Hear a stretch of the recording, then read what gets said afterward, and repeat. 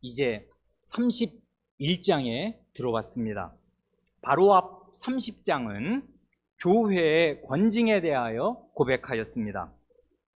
그러니까 30장이 한 지역교회 안에서 열리는 치리회와 재판정에 대하여 고백한다면은 31장은 한 지역교회를 넘어 더 넓은 범위에서 이루어지는 교회의 회의와 재판정에 대하여 고백한다고 말할 수 있겠습니다.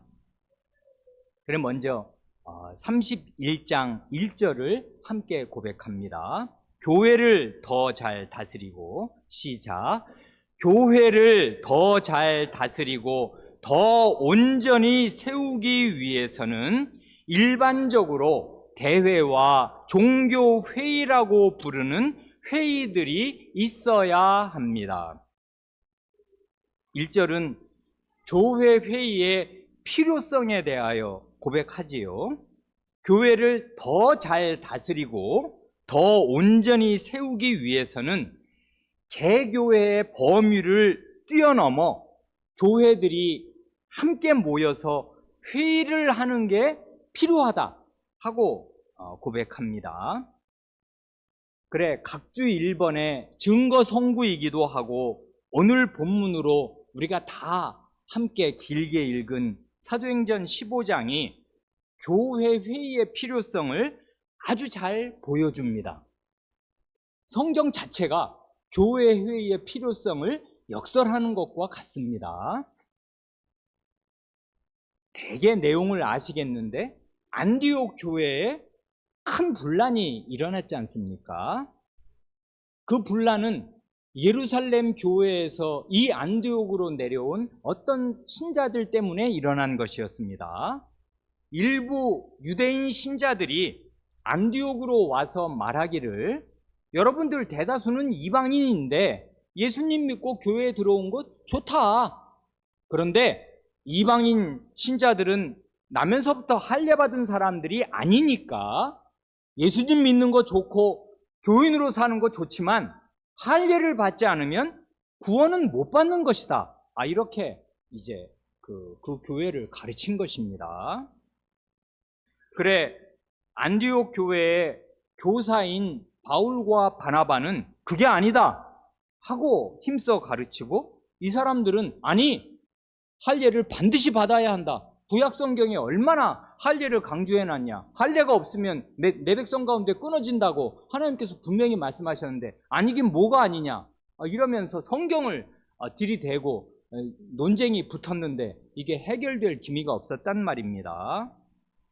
그러니까 이게 구원받냐 못 받냐 하는 굉장히 중요한 문제였잖아요. 할례를 받지 않으면 구원을 못 받는다. 이래니까 이제까지 예수님 믿고 세례받고 구원받은 줄 알고 믿었던 이 안디옥 교회 교인들 가운데 대단히 불안해졌고 혼란이 생겼단 말입니다.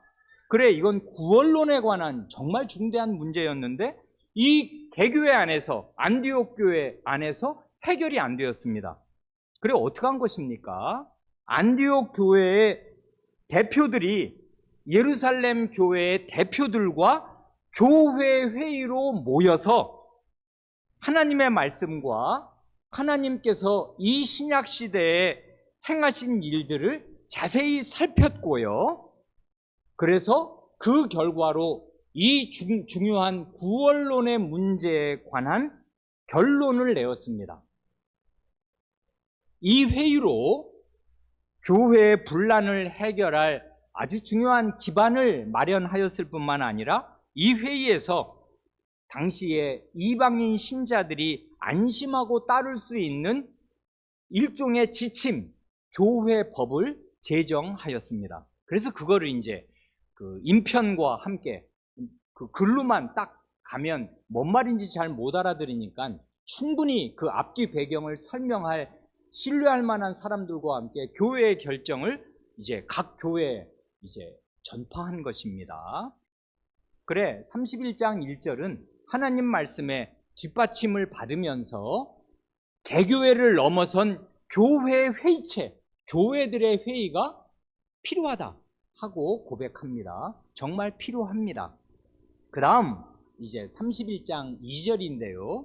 이건 좀 문제가 됩니다. 일단 같이 한번 고백합니다. 통치자가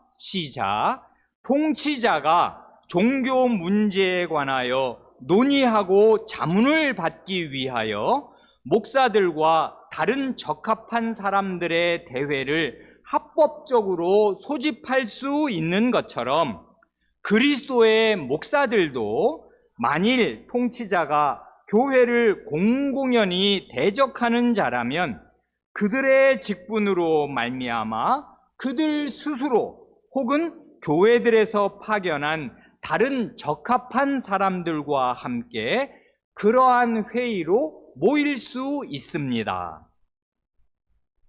2절은 누가 교회 회의를 소집할 권위를 가지고 있는가 하는 걸 고백하는 거지 않습니까? 두 가지 주체가 교회 회의를 소집할 수 있는 권한이 있다. 이렇게 지금 고백하는 셈인데, 하나는 국가 통치자요, 다른 하나는 교회의 목사, 그리스도의 목사들이라 합니다. 아닌 게 아니라 사실 이 웨스터민스터 회의는, 이 회의 자체가 교회들이 스스로 모인 교회 회의가 아니었습니다.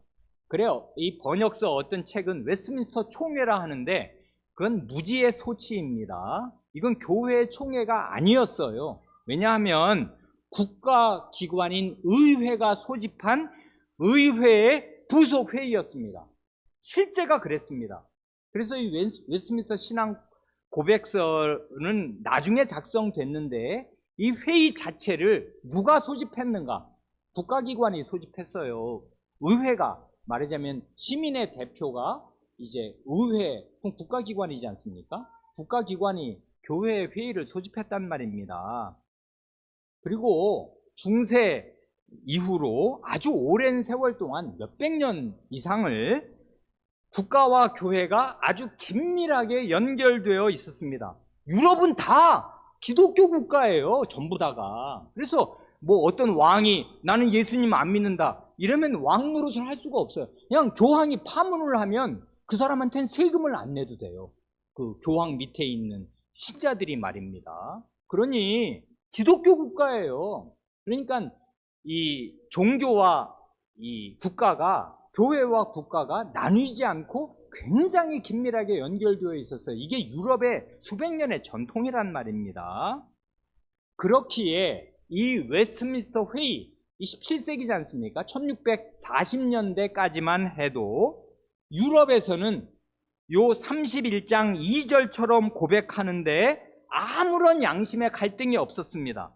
이런 고백을 누구나 당연한 일로 받아들일 수가 있었어요. 그러니까 이게 그때는 문제가 없었습니다. 그러나 근대 이후로는 국가와 교회가 점점 더 확실하게 구분되었습니다. 그래 지금은 국가 통치자가 교회 회의를 소집할 수 있다? 하는 말을 받아들일 수가 없게 되었어요. 그러지도 않고요. 안 그렇습니까? 일반 국가들은 다 근대 이후의 국가들은 말하자면 세속 국가입니다. 하나님 안 믿어요. 국가 통치자들이. 그런데 무슨 그런 하나님 안 믿는 사람들이 교회 직분자들을 모아서 회의를 하고 자문을 받는단 말입니까? 안 그래요. 그럴 수도 없고 그런 사람들이 그 국가 지도자가 모이라고 한다고 그래서 모일 이유도 없는 것입니다. 그러다 보니 요 31장 2절이 문제가 되었어요. 그래, 그 당시에 벌써 스코틀랜드 교회에서, 이게 잉글랜드에서 작성되었잖아요. 그래서 이제 스코틀랜드로 이게 이제 전파되었는데, 같은 요즘 말하면 영국권 내에 있는 거잖아요. 스코틀랜드 교회에서는 이 30장 2절을 유보적으로 받아들였습니다. 받아들이기는 하는데 이 말은 교회가 충분히 나라 안에서 자리를 잡기 전 상태에서만 잠정적으로 유효하다 하는 단서를 붙여서 이 조항을 받아들입니다. 그런데 미국으로 건너가면, 미국은 다 아시는 대로 영국과 독립전쟁을 벌이잖아요. 그래서 훨씬 더 국가로부터 이제 교회가 멀어졌단 말입니다. 그래서 미국 장로교회에서는 1788년에, 그러니까 이 1648년에 이 신앙고백서가 작성된 지 100 몇십 년이 지나서 1788년에는 이 31장 2절 조항을 삭제하였습니다. 국가 통치자가 교회 회의 소집하는 거, 그거 신앙고백이라고 우리가 고백할 수 없다, 이렇게 이제 한 것입니다. 그러니 오늘 우리는 국가 통치자가 교회 회의를 소집할 수 있다는 이 고백이 과연 하나님의 말씀, 성경 말씀에 부합하는 것인가를 살펴야 하겠습니다. 우리의 선조들은 그 각주 이번에 6개의 증거 선구를 제시했지 않습니까? 혹시 이거 미리 예습 삼아서 읽어보셨는지 모르겠는데 그런 분 계시면 정말 잘하신 것입니다. 그런데 이 중에서 아쉽게도 이사야 49장, 그리고 뒤에 나오는 디모데전서 2장, 잠언 11장에 나오는 구절이 있잖아요. 이사야 49장 23절, 디모데전서 2장 1, 2절, 잠언 11장 14절은 국가 통치자가 교회 회의를 소집할 권한을 지닌다는 이 고백을 뒷받침할 수 있는 성구가 아닙니다. 이건 그냥 국가에 대한, 왕에 대한 단순한 참고 구절일 뿐이에요. 위에 있는 권세를 위해서 기도해라. 기도해야죠, 당연히. 하나님의 백성들은 자기 국가 통치자를 위해서 기도해야죠. 그것이 국가 통치자가 교회 회의를 소집할 수 있다, 이것을 뒷받침하는 근거 구절이 되나요? 못 돼요. 그러니까 이건 단순한 참고 구절일 뿐입니다, 요 세 구절은. 그 다음 문제가 그 가운데 있는 역대하 19장에 나오는 여호사밧 왕의 예나, 그 다음 역대하 29장 30장에서 히스기야 왕이, 그 앞에서는 여호사밧 왕, 뒤에서는 히스기야 왕이 레위인과 제사장들을 소집하거든요. 아닌 게 아니라 종교 지도자들을 국가의 왕이 소집한단 말입니다. 그래서 어떤 중요한 지침을 내려요. 그러니까 이건 어떻게 보면은 국가 통치자가, 왕이 교회의 목사들, 요즘으로 말하면, 과거 같으면 레위인과 제사장이라는 종교 지도자들을 소집해서 회의를 하고 지침을 내리는구나, 이게 성경적이네 라고 생각할 수가 있습니다. 그러나 그리고 그 뒤에 마저 더 나오는 그 마태복음 2장은 그 사악한 왕 헤롯 대왕이라는 자, 헤롯 왕이 대제사장들과 서기관들을 소집해서 묻지 않습니까? 동방 박사들이 와서 유대인의 왕으로 나실 분이 어디서 나셨습니까? 물으니까 이제 그 궁정이, 큰 소동이 일어나서 어디야? 어디서 난다는 거야? 이래서 이제 자기는 모르니까, 성경 모르잖아요, 이 무식한 왕은. 그러니까 이제 종교 지도자들을 소집해가지고 물었단 말입니다. 이런 걸 보면 헤롯도 종교 지도자들을 소집을 하는구만, 이런 성경의 예가 있습니다. 헤롯이 그렇게 소집한 게 지금 국가 지도자가 종교 지도자들을 소집할 수 있다는 그 무슨 한 근거가 되는 것입니까? 그럴 수가 없단 말입니다. 구약의 이스라엘과 신약 시대의 국가를 동일시할 수가 없습니다. 왜냐하면 하나님의 경륜이 구약 시대와 신약 시대가 아주 달라졌거든요.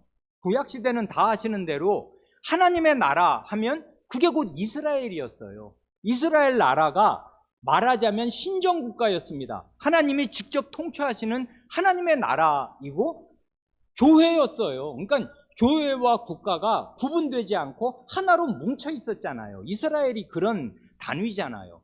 그러니까 그렇게 구약 시대에는 교회가 곧 국가고 국가가 곧 교회니까 교회, 국가의 왕이 종교 지도자들을 소집하려면 소집하고, 왜냐하면 목적이 같아요. 우리 하나님의 영광을 돌려야 한다. 이 어지러운 우상숭배를 개혁해야 한다. 같이 힘을 합하자. 이러려고 경건한 왕이 종교 지도자들을 소집한 것입니다. 그런데 신약 시대로 오면 교회를 하나님 나라라고 할 수는 있어도 국가를 그 자체로 하나님 나라라고 할 수는 없어요. 대한민국이 하나님 나라입니까? 아니란 말이에요. 미국 그 이른바 청교도들이 맨 처음에 헷갈린 게 이거예요. 그 사람들은 뭐 In God we trust 동전에 새겨져 있잖아요. 하나님 우리 믿는다. 우리는 하나님을 믿는다. 아예 그 주화에다가 자기네 뭐 그 센트에다가 그걸 다 달러 새겨놨단 말입니다. 그럴 만큼 국가 전체가 하나님을 믿는다고 생각하면서 시작을 했지만 미국이 하나님 나라입니까? 그럼 다 우리 하나님 나라 백성 되려면 미국 시민권 얻어야 되게요. 그거 아니란 말입니다. 한동안 그렇게 이 사람들이 착각한 적이 있었어요. 신정국가인 것처럼 미국이 말입니다. 근데 미국이 얼마나 세속국가입니까? 그러니까 말입니다. 국가와 교회, 국가와 하나님 나라를 지금은 동일시할 수가 없어요. 그러니까 이 구절은 역대하 19장이든 29장 30장이든 간에 이 구절은 국가 통치자가 교회 회의를 소집할 수 있다는 증거 성구로 기능할 수 없습니다. 하나님 말씀을 잘못 인용한 거예요. 잘못 적용한 것입니다. 구약시대와 신약시대에 하나님의 경륜이 아주 달라졌는데 아쉽게도 우리의 아버지들, 우리의 선조들은 그 점을 충분히 고려하지 못하였습니다.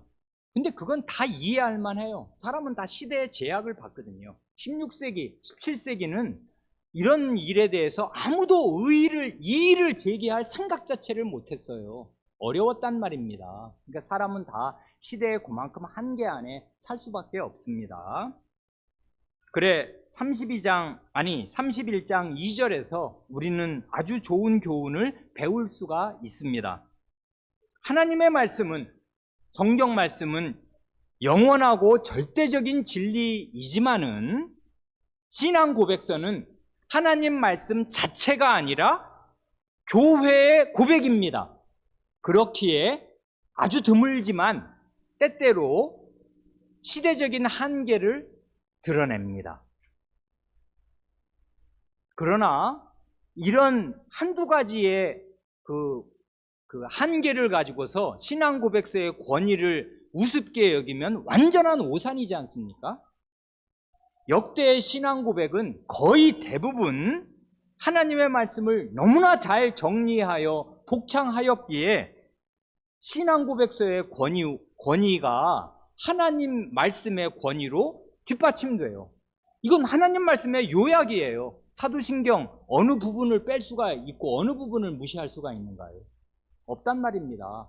하이델베르크 이름은다 웨스트민스터 신앙고백서 어느 부분을 우리가 함부로 대할 수 있나요? 없어요. 오히려 오금이 저립니다. 어떻게 이렇게 400~500년 전에 이렇게 반듯하게 하나님 말씀을 그 깊이 읽고 그 하나님 말씀 내적으로 흐르는 그 논리를 이렇게 제대로 파악을 해서 이렇게 아름다운 사람의 말로 정연하게 고백했는가? 오늘 우리가 이렇게 할 수가 있나? 못해요. 요즘 교회가 이런 실력이 없단 말입니다. 그러니까 말이에요. 우리는 이런 신앙 고백을 존중하고 하나님 말씀에 부합하니까 이 신앙 고백의 권위를 인정해야 마땅합니다. 그러나 100% 그런 게 아니에요.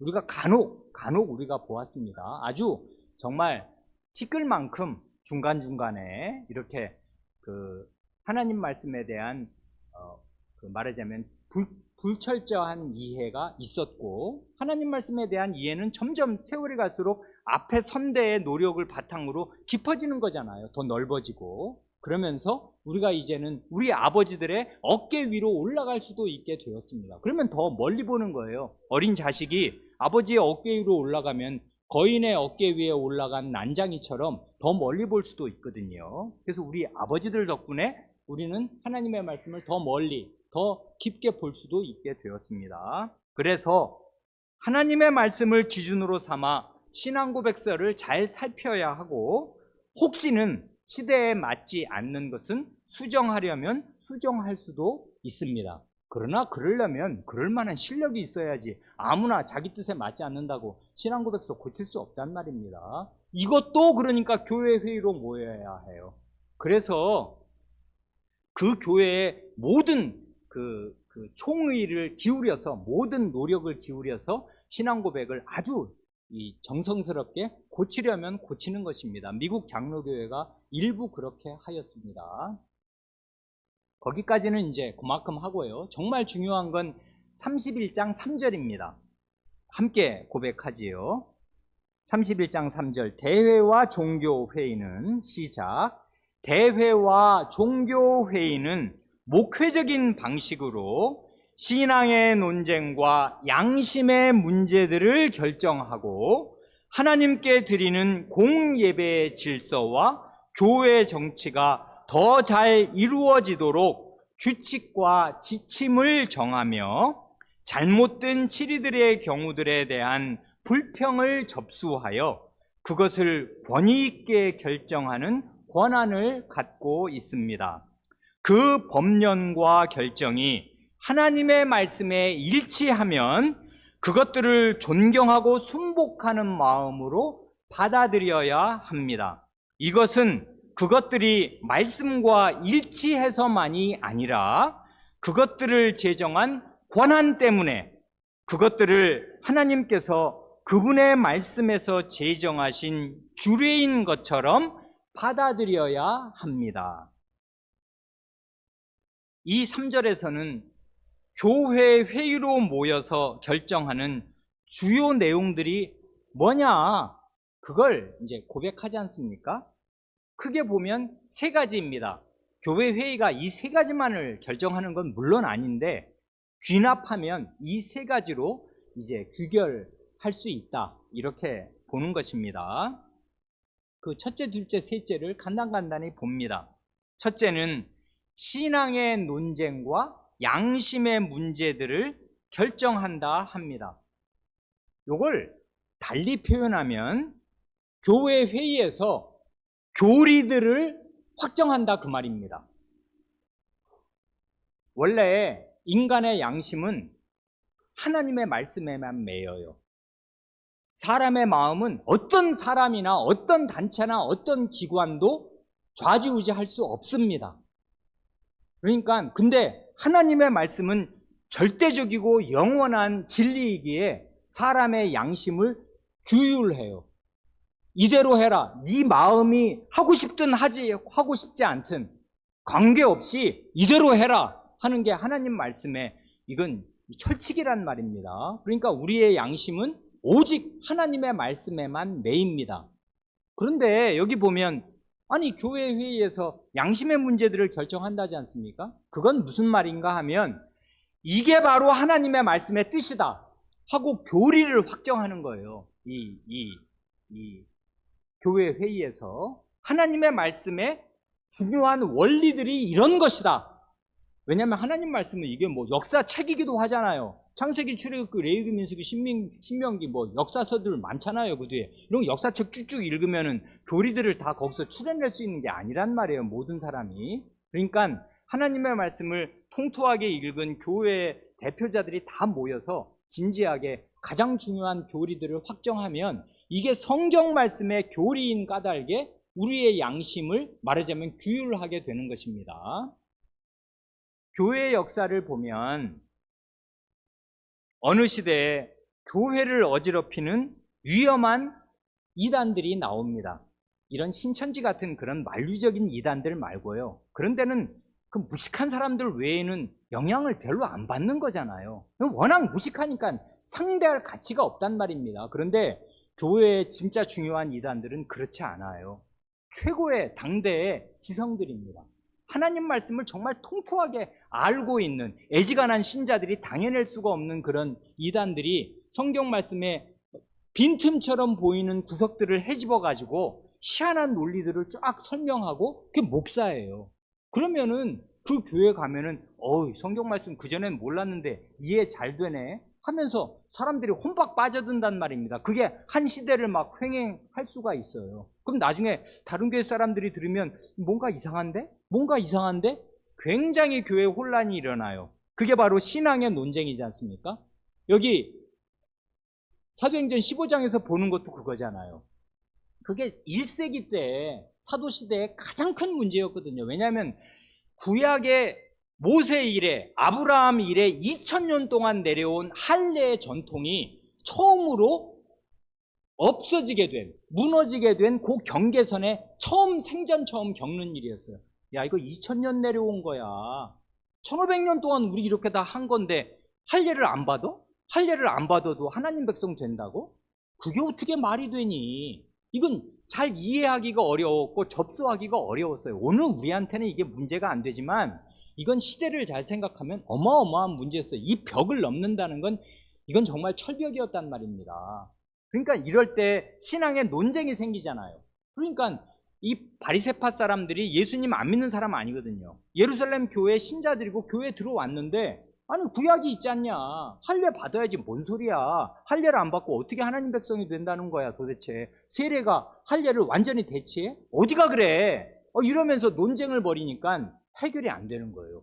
여기에 바른 지침이 내려지지 않으면은 이방인 신자들은 맞나? 그럼 할례 받아야 되는 건가? 계속 헷갈리는 것입니다. 그래서 나중에 바울 사도가 그 문제를 집중적으로 다루면서 갈라디아서를 쓰는 거지 않습니까? 그러니까 이 문제는 신앙상의 논쟁인데 교리의 문제면서 그냥 단순 교리 논쟁이 복잡한 신학자들의 논쟁이 아니었어요. 이건 구원론의 문제였어요. 구원 받냐 못 받냐. 이건 보통 일이 아니죠. 그러니까 이 문제를 교회는 해결하지 않으면 안 됐는데 개교에서 해결이 안 되니 교회들의 회의로 모여서 권위 있게 해결해 주어야만 하였습니다. 이렇게 되면 양심이 편안해지는 거예요. 그 전까지는 바리새파 사람들의, 유대인들의 말을 들으면 이방인 신자들이 양심이 캥겨요. 나는 세례받고 구원받은 줄 알았는데 할례 안 받았으니 내 구원은 가짜인가? 덜 떨어진 구원인가? 양심이 불안해진단 말입니다. 양심의 평안이 없지요. 그래서 이렇게 양심의 문제를 결정하려면 바른 교리가 천명되고 논쟁 상황에서 무엇이 그릇되고 무엇이 옳은가를 분간해 주어야 됐는데 이런 걸 교회 회의가 권위 있게 결정하여 준다 그 말입니다. 그래서 신앙 고백서가 가만히 보면 많은 경우에 이단들을 척결해 내면서 이단들이 이 말 저 말을 하면서 이게 교회를 어지럽히고 사람들의 마음을 혼란스럽게 하니까 이단들의 주장이 왜 그릇되었는가를 하나님의 말씀에 비추어서 명료하게 밝히고 이단을 정죄하면서 바른 신앙, 바른 믿음을 고백하는 것입니다. 그렇게 해서 그 결과로 신앙 고백서가 작성되기도 하고 그 회의에서 채택돼요. 이게 우리의 신앙이다. 우리는 이렇게 믿는다. 이게 신앙 고백이란 말입니다. 이게 교회 회의에서 작성되고 채택이 되거든요. 많은 경우에. 이런 건 개교회에서 하기가 어렵잖아요. 시대를 휩쓰는 한 이단을 개교회 목사의 힘으로 막아낸다는 거 어려운 일이란 말입니다. 온 교회의 힘이 여기에 모아져야 돼요. 그래서 교회 회의가 필요한 것입니다. 첫째 이유 잘 이해하실 수 있겠죠. 신앙의 논쟁과 양심의 문제들을 결정하기 위하여 교회 회의들이 중요한 결정을 내릴 수 있다. 둘째는 하나님께 드리는 공예배의 질서와 교회 정치가 더 잘 이루어지도록 규칙과 지침을 정한다 하지 않습니까? 두 가지잖아요. 예배와 정치, 예배와 치리입니다. 바르게, 공적, 이건 집안에서 가정예배 드리는 거 말하는 거 아니고 그건 비교적 자유롭게 가장과 부모가 지혜롭게 자기 집안 형편에 맞게 이런저런 방식으로 가정예배를 드릴 수 있는 것이지만 공적인 예배는 그와 다른 거예요. 공예배는 굉장히 중요한 거란 말입니다. 그리고 교회의 치리, 교회를 어떻게 다스려야 할 거냐 하는 이 두 가지 문제, 예배와 치리, 예배와 정치, 이 두 가지 문제에 대해서 아주 중요한 규칙과 지침을 정하는데 그건 개교에서 정하는 게 아니고 교회 회의들이 모여서 우리가 흔히 말하는 교단이라고 하지 않습니까? 우리는 그 교회 연합이라고 하는데 교회 연합 범위에서 통일된 공예배 모범을 마련하고 통일된 교회 치리 규범을 작성하는 것입니다. 현대의 많은 교회들이 바로 이 정신에서 이탈합니다. 그래서 개교회에서 자기 소견에 오른 대로 예배 모범을 그냥 마음대로 정해요. 그래 지금은 찬송과 악기 사용 등에서 굉장히 여러 면에서 교회의 예배식이 대단히 천박하여졌습니다. 그래서 우리 교회에서만 어려서부터 예배드린 우리의 자녀들은 아마 어떤 옆 교회 가서 예배드리면 펄쩍 뛰고 가슴이 진정이 안 될 것입니다. 야, 이게 다 뭐냐? 도떼기 시장이네. 이게 뭐냐? 뭐 드럼이 나오지를 않나. 이건 뭐 어디 신디사이저가 나오면서 야 이건 무슨 뭐 어디 그 가수 음악회에 왔냐. 구별이 잘 되지가 않을 거예요. 그래 예배가 개교회가 마음대로 하는 공예배의 지침을 마음대로 자기 마음대로 정하는 개교회주의가 되었단 말입니다. 이렇게 된 가장 근본적인 원인을 말한다면 10계명의 제2계명이 무슨 뜻이며 그게 얼마나 중대한 말씀인가를 잘 모르는 무지에서 기인한 것일 것입니다. 제1계명 너는 나 외에는 다른 신들을 내게 있게 말지니라 하신 이 제1계명이 예배의 대상에 관한 계명이라면 너는 너를 위하여 새긴 우상을 만들지 말라 하시는 제2계명은 예배의 방법, 예배의 방식에 관한 계명이지 않습니까? 이걸 잘 모른다고요. 출애굽기 32장에 나오는 금송아지 숭배는 엄밀히 말하면 제1계명 위배예요. 제2계명 위배예요. 많은 사람들이 그게 제1계명 위배라고 생각하겠지요. 이거 하나님 대신에 금송아지를 섬겼으니까. 아니에요. 그 사람들이 하나님을 버리면서 금송아지를 섬긴 게 아니거든요. 이게 하나님이다. 이게 여호와다. 우리를 애굽에서 구원해낸 이게 여호와다 하면서 여호와를 섬긴다는 뜻으로 자기들을 위해서 자기들이 마음이 편해요. 왜냐하면 몇백 년 동안 애굽에서 본 게 송아지거든. 그래서 자기들을 위해서 자기들이 마음 편한 방식으로 하나님을 예배해야겠다. 그래서 금송아지를 만든 거거든요. 그게 2계명 위배예요. 그러니까 2계명 위배는 우상 숭배인데 예배 방식에 잘못된 데서 2계명을 어기고 이렇게 예배 방식이 잘못되면 필연 1계명을 위배하는 대로 나아갈 수밖에 없어요. 1, 2계명은 그래서 결국 묶여 있는데 2계명이 엄청 중요해요. 예배 방식을 하나님이 정해 주십니다. 왜 그러냐면 하나님은 보이지 않으시거든요. 보이지 않는 하나님은 우리가 도대체 어떻게 예배할 거냐.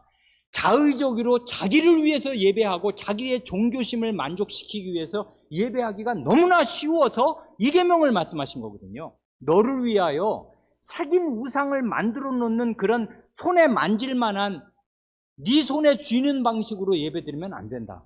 하나님 그렇게 호락호락하게 네 손에 잡히는 분 아니다. 안 보이는 분 아니냐. 그러니 하나님의 정하신 방식대로 예배드려야 한다. 이게 2계명이에요. 근데 사람들은 그렇게 하면 불안하거든요. 어디 하나님이 만져져. 훨씬 더 자기 마음에 와닿는 감성과 자기 마음에 호소하는 예배 방식을 찾아 구한단 말입니다. 그렇게 되면 2계명을 위배해서 금송아지를 만들어 놓으면서 이렇게 하면 여호와를 섬기는 거라고 착각을 하게 되고 그렇게 되면 필연 하나님을 버리는 제1계명 위배로 나아가게 되어 있어요. 그래서 공예배 지침을 바르게 정하는 건 굉장히 중요한 일입니다. 그래 온 그 교회연합에 속한 모든 교회가 그 공예배 지침을 따라야 하는 거예요. 그러려니 개교회에서 정하는 게 아니에요. 각 교회회가 모여서 그래서 우리 교회 헌장에 그 예배 우리 이 찬송 앞에 예배 모범이 제시되잖아요. 이걸 다 우리 교회연합은 따른단 말입니다. 그러니까 함부로 이걸 이 말 저 말 하면서 바꾸는 게 아니에요. 개별 목사나 개별 교회가 공예배를 바르게 드리는 건 엄청나게 중요한 일이란 말입니다. 그래 예배 지침과 교회 치리에 관한 지침을 교회들이 모여서 잘 정한다 그것이고요. 셋째는 뭡니까? 교회 회의에서는 잘못된 치리의 경우들에 대한 불평을 접수하여 그것을 권위 있게 결정한다 하지 않습니까? 이거 한번 잘 생각해 보세요. 이 말이 전제하고 있는 게 뭐예요? 이런 고백은 개교회의 치리와 권징에 오류와 잘못이 있을 가능성이 있다는 걸 전제하는 거잖아요. 그렇죠? 그래서 왜 교회 회의가 필요하냐? 개교회에서 어떤 사람을 시리를 하고 권징을 하고 징계해서 출교를 시켰어요. 내보냈어요. 그러면 그 사람에게는 그게 일종의 극형이잖아요. 요즘 사람들은 그런 걸 겁을 안 내는 희한한 세상이 되었습니다만은 본질을 생각하면 겁나는 일이잖아요. 하나님 나라에서 쫓겨나는 일이란 말입니다. 이런 시리를 받았고 징계를 받았어요. 그런데 억울해 나는.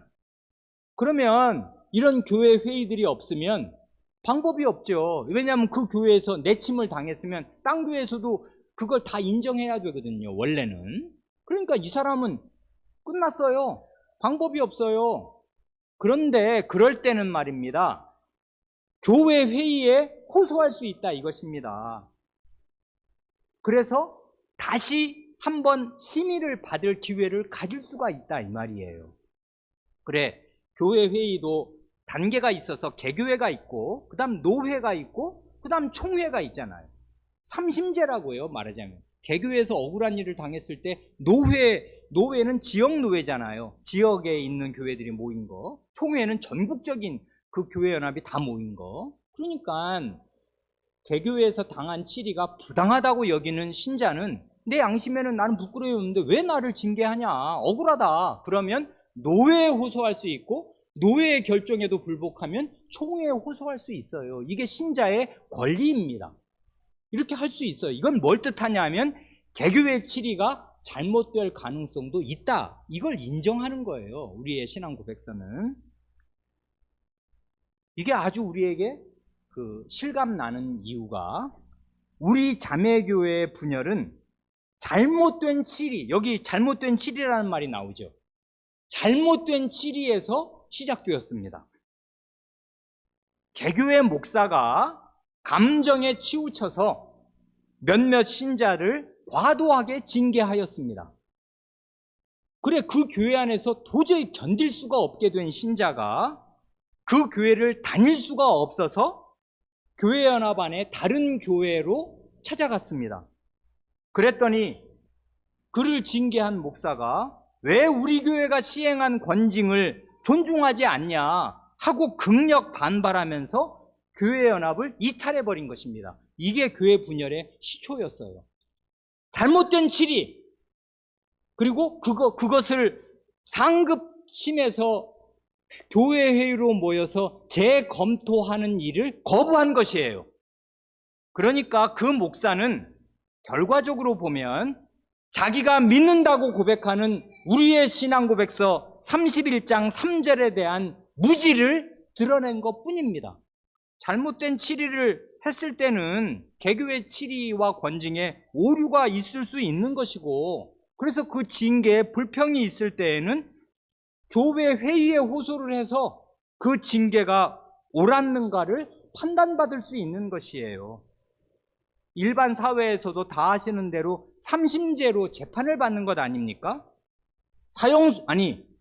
살인자라도요, 1심 재판의 형량이 내게 너무 과중하다고 불복을 하면 고등법원에 항소할 수 있고, 고등법원의 판결에도 불복하면 대법원에 상고할 수 있어요. 이게 우리나라 대한민국 국민의 권리입니다.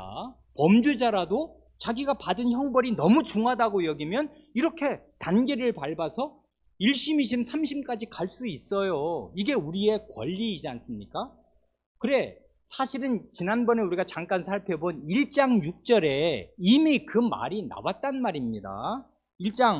신앙고백서 1장 6절에 하나님을 예배하는 일과 교회의 치리에 관한 일, 이게 바로 교회 회의가 모여서 결정하는 두 가지 중요한 내용이잖아요. 예배와 치리. 예배와 치리에 관한 일들은 사람의 행위나 사회와 공통적인 여러 경우가 있으며, 사회에 공통적인 경우가 있어요. 그게 뭘까요? 사회도 1심, 2심, 3심제로 재판을 행하지 않냐. 그러니 교회의 재판도 1심, 2심, 3심제로 받을 수 있는 거다. 교회의 치리와 예배에 관해서는 사회와 공통되는 경우가 있으며 언제나 지켜야 할 말씀의 일반적인 규칙을 따라 본성의 빛과 그리스도인의 사료 분별로서 규정되어야 함을 인정한다. 이렇게 진작에 고백했단 말입니다. 그러니까 어떤 교회 목사가 자기가 내린 징계가 아주 옳다고 100% 확신한다고 하여도 그 징계를 받는 당사자가 나는 억울하다. 그러면 교회 회의에 당신은 호소할 수 있습니다. 알려주어야 해요. 그리고 그 사람은 교회 회의에 호소할 수 있어요. 여러분 1심 재판장이 언제든지 그렇게 말하는 것 아십니까? 1심 판결을 내리고 나서 이에 불복하면 언제까지 당신은 고등법원에 항소할 수 있다. 그걸 말해요. 누구나 다 아는 이건 상식이란 말입니다. 그런 것처럼 교회도 이 1장 6절과 30장 3절을 보면 개교의 실의와 개교의 권징에 불복하면 교회 회의들에 항소할 수 있어요. 이게 교인들의 권리이고 교회법, 이게 신앙고백서는 교회법 위에 있는 교리들인데 교리에서 명확히 가르쳐주는 신자의 권리입니다. 그러니까 개교의 징계에 불복해요? 그러면은 교회 회의에 호소하면 돼요. 이 신앙고백이 이렇게 고백했는데 그 목사는 왜 이런 신앙고백을 받아들이지 않는 것입니까? 왜 자기의 그 권징이 마치 오류가 없는 것처럼 무오류의 교황입니까? 교황이 무오류를 주장하잖아요. 개신교는 그렇게 하는 거 아니란 말입니다. 그래, 이 세 가지 때문에 교회들의 회의가 필요하다. 개교회로서는 해결되지 못할 일들이 있다 하는 걸 이제 말합니다. 여기 그 다음 이제 3절의 두 번째, 세 번째 문장은 이러한 세 가지 중요한 문제에서 교회 회의가 결정을 내리고 어떤 지침과 규칙을 정하면 그것을 교회의 신자는 존중해야 마땅하다고 고백하지 않습니까? 뭐래요? 그 법령과 결정이, 이건 교회법이 될 수도 있고 교회 회의의 결정이 될 수도 있는데, 교회법과 교회 회의의 결정이 하나님의 말씀에 일치하면 그것들을 존경하고 순복하는 마음으로 받아들여야 합니다. 당연하죠. 교회 회의에서 신앙고백서를 작성하고 채택하거든요. 이건 교리예요, 교리. 그러면 아멘하고 받아야 하는 것이에요. 왜냐하면 하나님 말씀에 부합하니까. 하나님 말씀의 요약이며 정리며 복창이니까. 이걸 안 믿으면 그 사람은 하나님 말씀 안 믿는 사람이 되는 것입니다. 그래, 성경을 들이대잖아요. 모든 이단들이 성경을 다 믿어요. 안 그래요? 성경을 안 믿으면 이단도 못 돼요. 이단은 성경은 다 믿거든. 그러니까 성경을 믿는데요. 그러니까 근데 이제 요한계시록을 가지고 뭐 별 희한한 해석을 하면서 되지도 않는 소리를 했으면 그런 사람하고는 논쟁이 안 되잖아요. 그럴 때 가장 간단하고 가장 빠른 방법은 신앙고백서를 들이대는 거예요. 이게 리트머스 시험지거든요. 우리는 이렇게 믿는다. 하나님의 말씀은 전체로 이렇게 고백해야 마땅하다. 사도신경, 그 다음에 니케아 신경, 웨스트민스터 신앙고백서, 하이델베르크 이름다. 이대로 우리는 고백했고 이대로 500년을 교회는 다 믿어왔는데 네가 500년 만에 나온 신동이냐? 어림도 없는 생각하지도 말아라. 이단들의 특징이 자기가 성경을 처음 본 사람으로 생각하는 거예요. 어림도 없는 생각이에요. 그 멍청한 머리로 무슨 성경을 새롭게 해석한단 말입니까? 500년 만에 나온 그 정말 하늘의 별 같은 존재란 말이에요. 말도 안 되는 소리입니다. 그러니까 이 신앙고백서를 들이대면 우리는 이렇게 믿는다, 당신도 이렇게 믿느냐, 그걸로 우리는 형제를 분간해낼 수 있어요. 그러니까 신앙고백서는 굉장히 중요한 것이고 유효하고 권위가 입증된 것입니다. 하나님 말씀에 부합하면 신앙고백서의 권위를 받아들여야 해요. 이게 우리의 교리예요, 교리. 그런데 그것만이 아니라 이런 법칙과 교회법과 지침과 규칙을 제정한 권한 때문에 이걸 받아들여야 된다. 교회 회의에 권한이 있다 이것입니다. 여러분 사도행전 15장에 그 교회 회의에서 굉장히 권위 있는 결정을 내렸지 않습니까? 거기 이제 아니 이방인 신자들은 다른 짐을 지우지 말아야 한다. 할례 안 받아도 된다. 왜 다른 짐을 지우냐?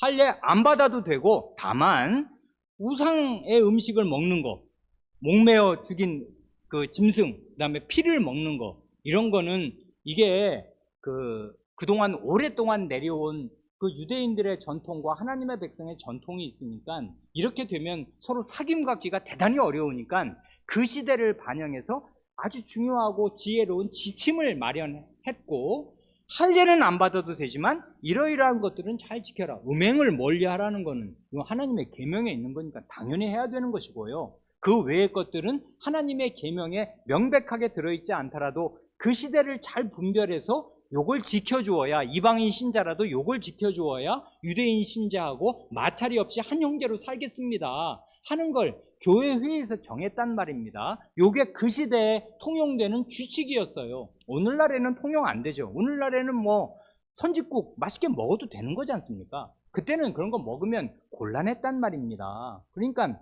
그 시대에 맞는 좋은 지침을 정했을 때 그걸 따라야 했어요. 왜 그래요?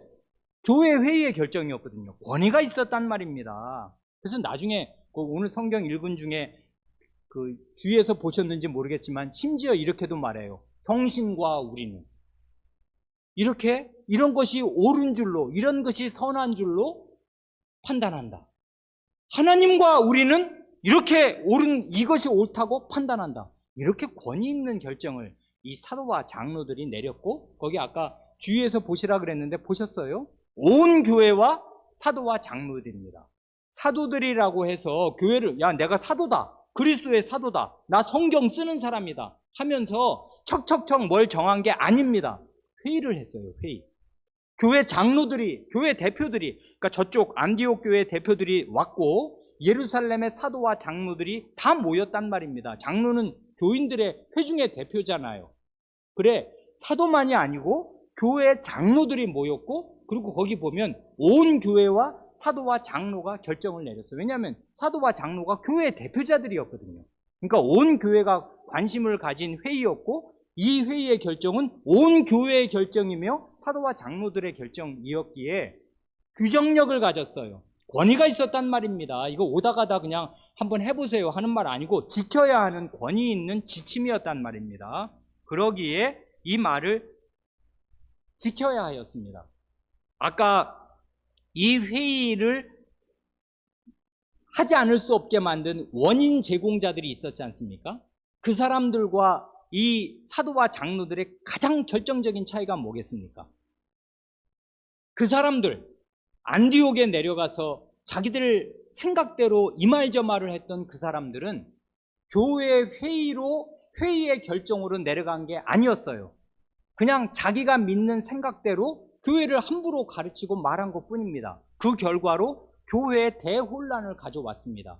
그런데 사도와 장로들은 그렇게 일을 처리하지 않았습니다. 그들은 우리가 시킨 것도 없이 나가서 이 말 저 말 해서 너희를 혼란스럽게 한 것 뿐이고, 우리는 모여서 하나님의 말씀을 생각했고, 그래서 베드로 사도가 하나님이 자기를 어떻게 쓰셨는가를 말하고, 여기 주님의 그 육신의 동생 야고보 장로가 구약성경을 인용하잖아요.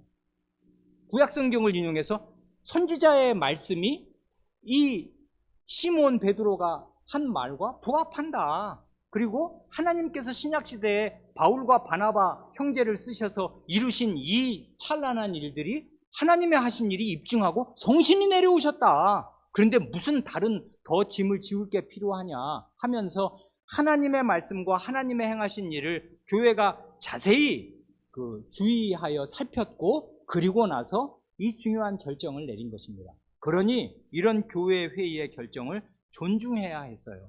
그러니까 아까 그 교회 혼란을 일으킨 사람과 이 사도와 장로들의 가장 큰 차이가 뭐냐 하면, 교회 회의의 결정을 존중하는가, 존중하지 않고 자기 멋대로 말하는가, 그것입니다. 그러니까 우리는 교회원으로 신앙 양심을 따라 말할 수 있지만 중요한 말을 할 때는 교회 회의의 결정에 승복해야 해요. 그리고 교회 회의의 결정 중에 가장 중요한 게 신앙 고백이거든요. 신앙 고백에 맞는 얘기냐 지금 당신 얘기가, 그걸 따져야 한단 말입니다. 그래, 각주 4번의 마지막 증거 성부가 의미심장하지 않습니까? 주님 자신의 말씀인데 마태복음 18장 17절에 만일 그들의 말도 듣지 않거든 교회의 말하고 교회의 말도 듣지 않거든 이방인과 세리와 같이 여기라 합니다. 교회의 말이 최종적이었습니다. 이때 이 교회의 말은 개교회의 말일 수가 있고, 오늘 우리의 신앙 고백을 따르면 교회 회의의 말이에요. 교회 회의의 결정. 이건 최종적이잖아요.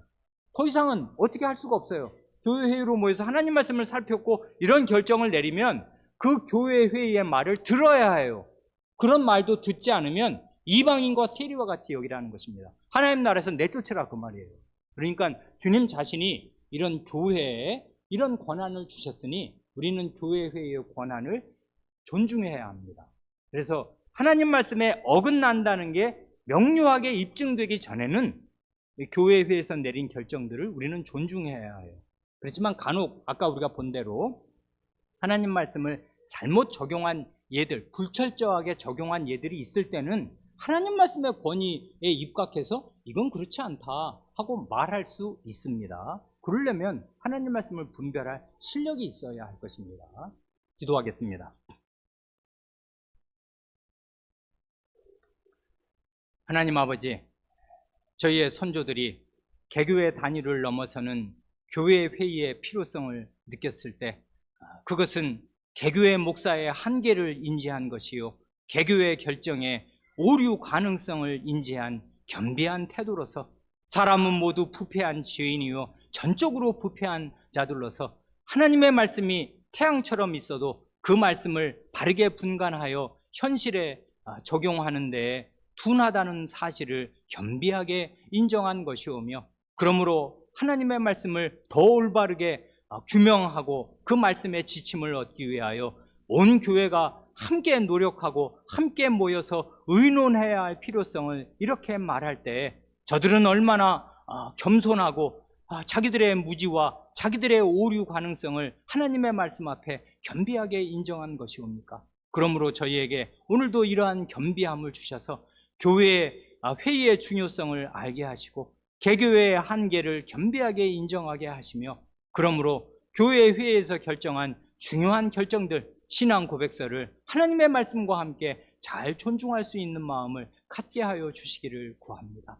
하나님의 말씀에 대한 무지와 신앙 고백서에 대한 경시가 팽배한 오늘날 저희를 바르게 이 고백서 안으로, 하나님 말씀 안으로 인도하여 주시기를 구합니다. 우리 구주 예수님의 이름으로 기도합니다. 아멘.